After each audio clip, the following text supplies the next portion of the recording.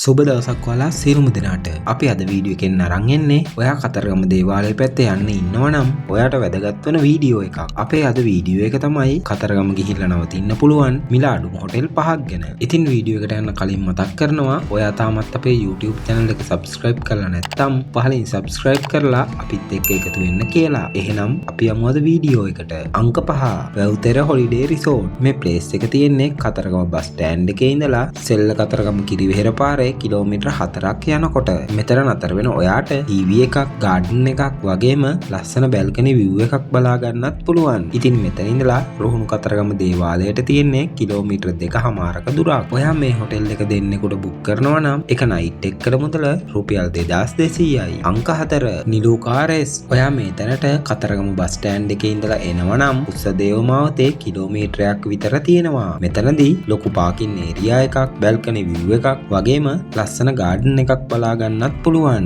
ඉතින් ඔයාට මෙතන ඉඳලා කතරගම දේවාලයට තියෙන්නේ කිලෝමීටර් 2කමාරක දුරක්. මේ හොටෙල් එක ඔයා දෙන්නෙකුට බුක් කරනවා නම් එක නයිට් එකකට වෙන්නේ රුපියල් 2800යි. අංක 3 sunshine guest house. Kataragama bus stand එකේ ඉඳලා පුස්සදේව මාවතේ කිලෝමීටරයක් විතර එනකොට මෙතනට ළඟා වෙන්න පුළුවන්. මෙතනදී ෆ්‍රී වයිෆයි වගේම ලස්සන ගාඩන් එකක් බලා ගන්නත් පුළුවන්. මේ ප්ලේස් එකේ ඉඳලා රුහුණු කතරගම දේවාලයට තියෙන්නේ කිලෝමීටර් 2කමාරකට ආසන්න දුරක්. ඉතින් ඔයා මේ හොටෙල් එක ගන්නවා නම් දෙන්නෙකුටම වෙන්නේ එක නයිට් එකකට රුපියල් 3200යි. අංක 2 හොටෙල් සුනිල්ස්. කතරගම බස් ස්ටෑන්ඩ් එකේ ඉඳලා තිස්ස පැත්තට මීටර් 400ක් එනකොට ඔයාට මේ තැනට එන්න පුළුවන්. ටීවී එකක් බැල්කනි view එකක් ගාඩන් එකක් වගේම ඔයාට අවශ්‍ය කෑම ගන්න රෙස්ටෝරන්ට් එකකුත් මෙතනදි බලා ගන්න පුළුවන්. ඉතින් මේ තැන ඉඳලා රුහුණු කතරගම දේවාලයේ වැඳ පුදා ගන්න යනවා නම් කිලෝමීටර් 3කමාරක් තියෙනවා. ඔයා මේ හොටෙල් එක දෙන්නෙකුට බුක් කරනවා නම් එක නයිට් එකකට වෙන්නේ රුපියල් 4500යි.